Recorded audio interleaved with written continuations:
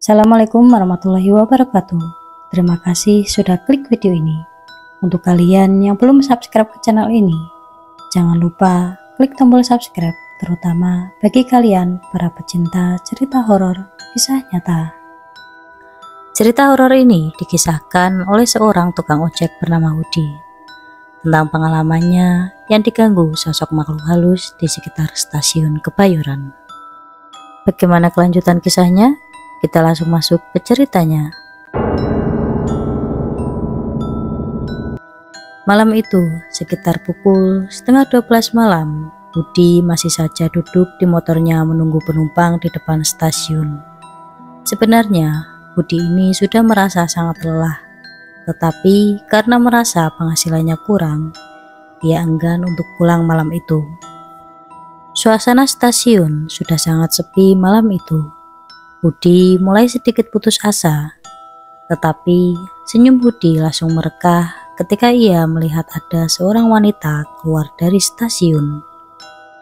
Wanita itu mengenakan setelan rapi lengkap dengan blazer seperti wanita kantoran pada umumnya. Seketika itu, Hudi pun menawarkan jasanya kepada wanita itu, dan wanita itu mengiyakan tawaran Hudi. Wanita itu minta diantarkan ke wilayah Tanah Kusir. Hudi pun langsung memacu sepeda motornya tanpa rasa curiga sedikit pun. Di tengah perjalanan, Hudi menanyakan wanita itu hendak pergi kemana. Dengan suara yang dingin, wanita itu pun menjawab, "Saya mau pulang, Bang."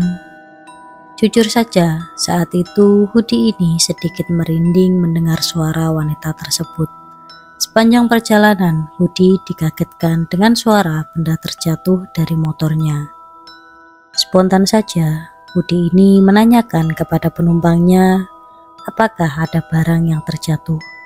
Namun sekali lagi wanita itu menjawab dengan nada yang sangat menyeramkan, "Nggak ada, Bang." Padahal saat itu Hudi ini merasa yakin sekali ada sesuatu yang terjatuh dari motornya. Hudi pun lebih awas memantau wanita itu dari kaca spion motornya.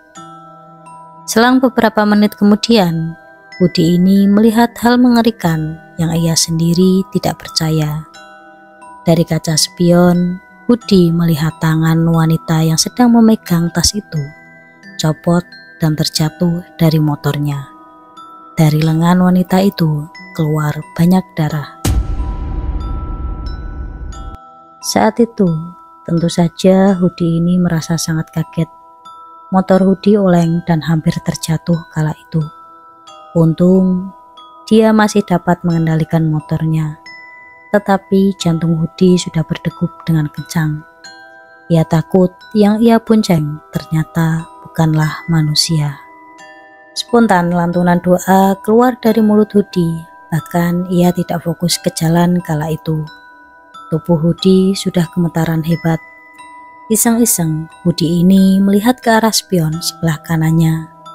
Dan betapa kagetnya Hudi saat melihat pantulan yang ada di spion kanannya. Ternyata wanita yang ia bonceng itu tidak berkepala.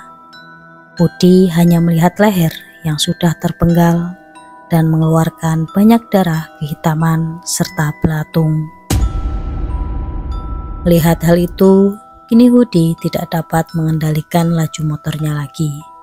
Hudi akhirnya tersungkur jatuh dari motornya. Dan seketika itu juga wanita jadi-jadian itu menghilang. Hudi langsung bangun dan membersihkan dirinya. Ketika ia sedang membersihkan bajunya, terdengar suara tawa cekikikan dari balik kerimbunan pohon. Jantung Hudi pun serasa mau berhenti kala itu. Tidak lama setelah itu terdengar suara, "Bang, tolongin saya." Dibarengi dengan sesosok kepala keluar dari semak-semak dan terbang ke arah Hudi. Yang ternyata itu adalah kepala wanita yang ia bonceng tadi.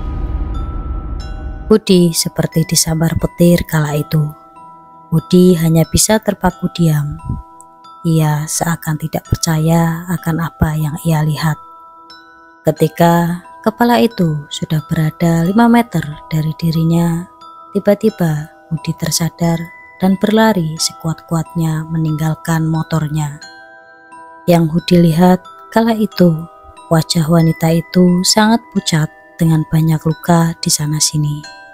Budi terus saja berlari dan akhirnya ia sampai di sebuah rumah warga. Ia pun mendapat pertolongan dan ditampung oleh salah seorang warga. Keesokan paginya, Budi bersama seorang warga mengambil motornya yang tertinggal di sebuah kebun kosong. Hingga saat ini, Budi tidak pernah tahu siapa wanita itu.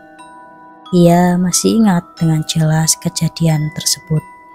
Kejadian yang diyakini adalah ulah salah satu arwah korban tragedi Bintaro yang hingga kini masih bergentayangan di sekitar lokasi kejadian. Nah, itu tadi adalah sedikit cerita pengalaman horor dari Budi yang diganggu oleh sosok makhluk halus yang diyakini korban dari tragedi Bintaro. Untuk ceritanya saya ucapkan banyak terima kasih.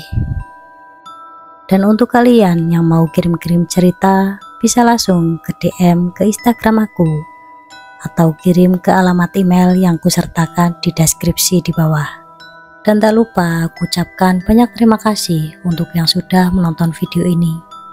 Dan jangan lupa klik tombol like dan subscribe-nya dan nyalakan notifikasinya agar kalian tidak ketinggalan cerita-cerita seram dari channel ini. Sekian cerita horor kali ini dan sampai jumpa lagi di cerita-cerita seram selanjutnya. Assalamualaikum.